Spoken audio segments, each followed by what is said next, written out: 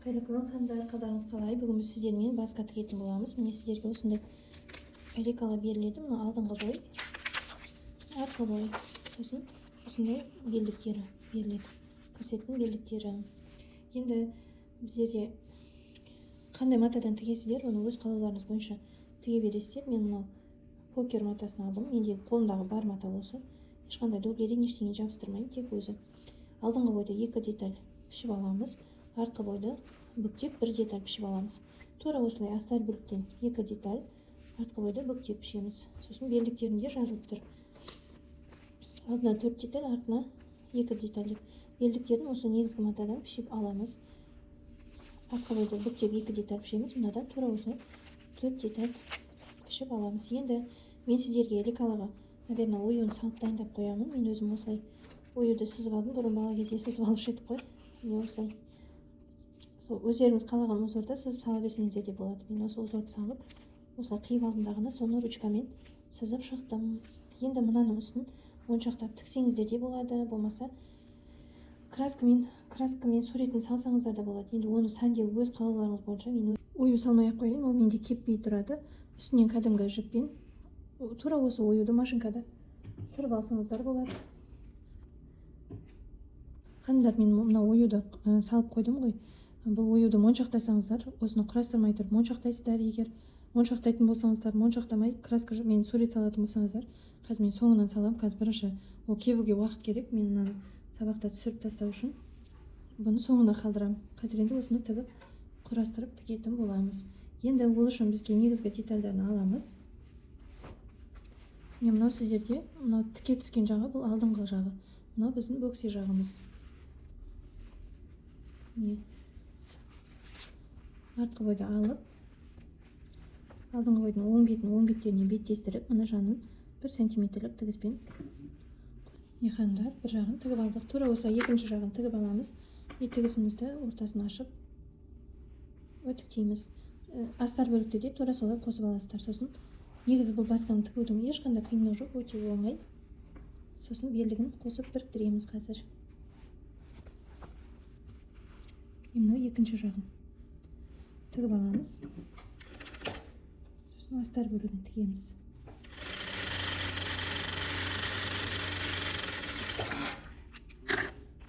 Енді астар бөлігінде тігіп, тігістерін жатқызып үтіктеп аламыз. Қаңдар, енді белдігін құрастырып аламыз. Содан кейін міне мынау бізде артқы бойдың белдігі, мынау төменгі жақтан жоғары қарай кетеді. Мынау қиғаш жағы, жоғарғы жағы. Бізде адамның белі осылай қарай кетеді ғой. Сол үшін міне мына жоғарғы жағы болып есептеледі. Енді алдыңғы бойды да тура солай аласыздар. Міне осылай беттеседі бір-бірімен. Осы жағын бір-біріне беттестіріп 1 сантиметрлік тігіспен қосып тігіп аласыздар. Екі белдікті де осылай біріктіріп аламыз. Екі жанын қосып тігеміз. Тігістерімізді екіге ашып өтіктеп аламыз. Бір жағын тігіп алдық, енді келесі жағын тігеміз.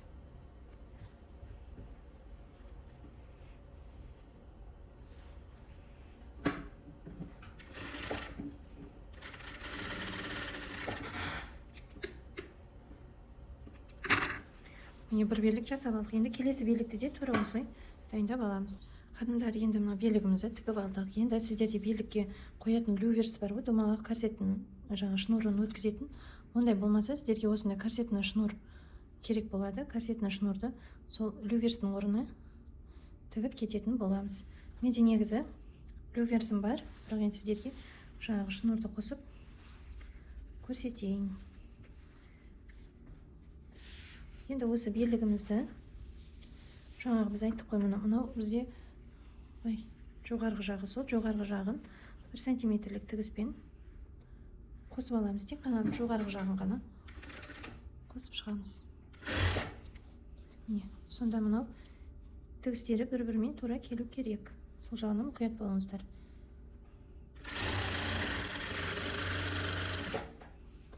Жоғарғы жағын толықтай қосып тігіп алдық. Енді біз 0,1 мм тігіс жүргізуіміз қажет.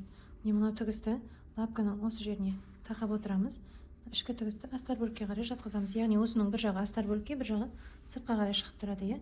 Енді мына тігісті мынаған тақап отырып, осы тігістің түбіне тағы да бір 0,1 мм тігіз түсіреміз. Жұматамызды осы ашып отырамыз. Тура осылай соңына дейін тігіп аламыз. Міне сіздерде осындай тігіз шығу керек. Енді осы тігізді ішке қарай жатқызып, осы тура осы күйінде үтіктеп аламыз. Енді жаңағыдай люверс салмасаңыздар, осындай корсетный лентаны мына екі шетіне тігіп қоюымыз қажет. Одан кейін ескертемін сіздерге, мына корсетке шамалы алдына осындай ұзындық қоямын. Мен өзіме артық алмадым. Осылай тігіп көргім келді, бірақ сіздерге бір хотя бы 1 сантиметр алдына шығарып қоямыз. Оны қазір тігім барысында түсінесіздер. Енді мынау жағы біздегі жаңағы 0,1 мм тігіз түскен жақ, ол бізде ішкі бөлігі. Яғни осы жерге корсетный нені шнурды бір 3 штук тіксеңіздер жеткілікті деп ойлаймын. Қандар, енді мына біздің 0,1 мм тігіз түскен жағымыз бізде ішкі бөлігі болып есептеледі. Егер люверстарыңыз жоқ болса, осындай шнур алсаңыздар, осы шнурды осылай 3 бөлікке бөліп тіксеңіздер жеткілікті. Сол үшеуі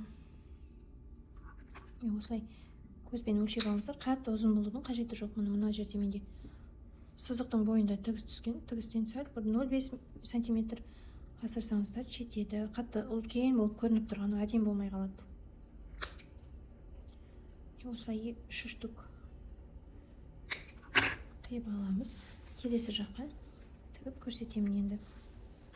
Осылай сызып қойып алыңыздар. 1 см түсі шығу үшін. Мынау лентамыз өте жіңішке, жылжып кетеді. Сондықтан мынау тігіз түседі ау деген жерге жақындатып осылай инені сүйреп алдым мен. Аралар ашылып кетеді. Төмен жақта 1 см тігізге кетеді. Сол сантиметрден жоғарырақ аласыздар.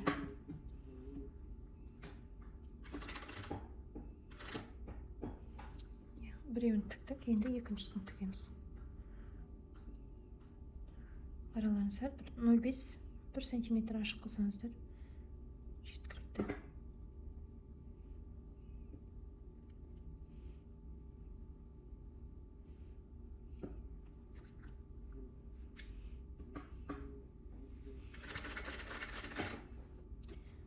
Екіншісін тіктім, тура солай үшіншісін тігіп аламыз. Үшеуінде тігіп алдық. Енді осы белдігіміздің екі жерін біріктіріп қосып аламыз.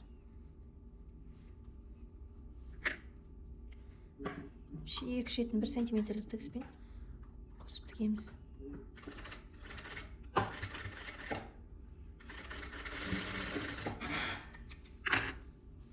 Келесі жағында мына бұрышын кішкене кесіп түскен, қазір оңғыратқан кезде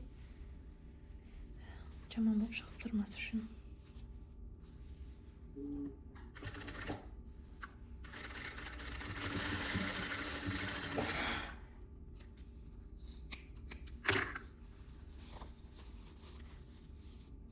Осылай шығып тұрады.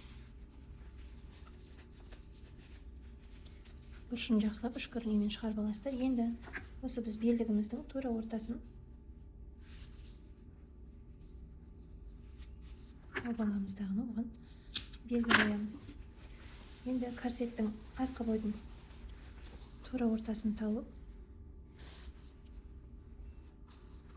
оған белгі қоямыз.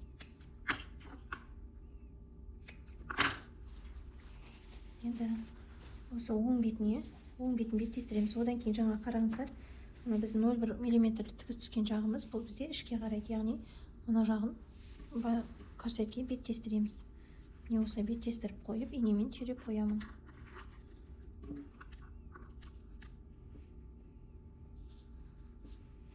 Енді мынау астар бөлігінде тура ортасын тауып алып, осы жерге беттестіріп қойып аламыз. Міне астармен екі ортада белдік қалды.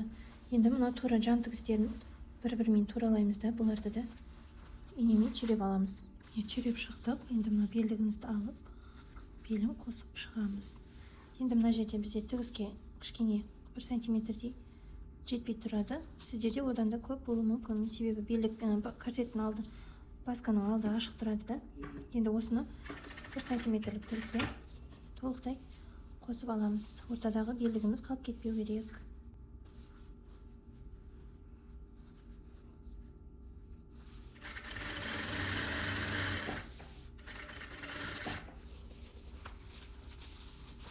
Эликалада барлығы бір-біріне ровно тура келеді. Механдар белін толықтай қосып алдық. Енелерімізді алып тастаймыз. Енді міне шеті бар ғой, сол шетінен белдігіміз ішінде ілініп қалмау керек. Ол ары қарай итеріп жібереміз дағыны. Мына жерден 1 сантиметрлік тігіспен қосамыз. Сіздерге кішкене қосымша қосып қоямын. Жағаласып тұр ғой.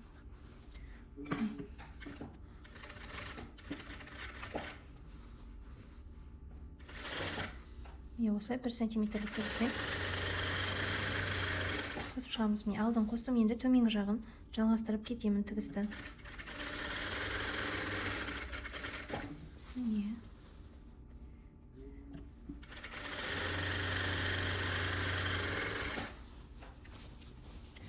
Осылай жалғастырып тігіп келеміз біраз. Сосын бір жерден ашық орын қалдыруымыз керек. Оң қаратып алу үшін.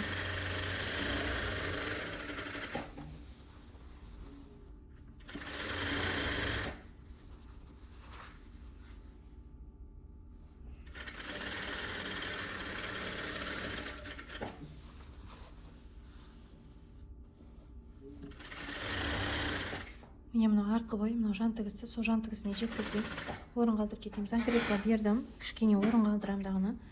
Сол жерден тігіс бастаймын, тоже закрепка беремін. Енді қайтадан толықтай қалған бөлікті тігіп шығамыз.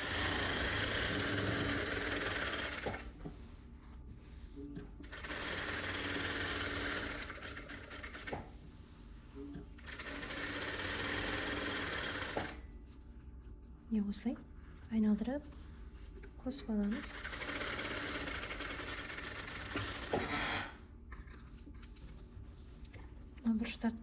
Бұрыштарын қиып тастасаңыз да болады. Қазір оң қаратқан кезде круглый болып тұрмас үшін. Жаңағы біз орын қалдырған жерден оң қаратып аламыз. Осымен корсетіміз аяқталды.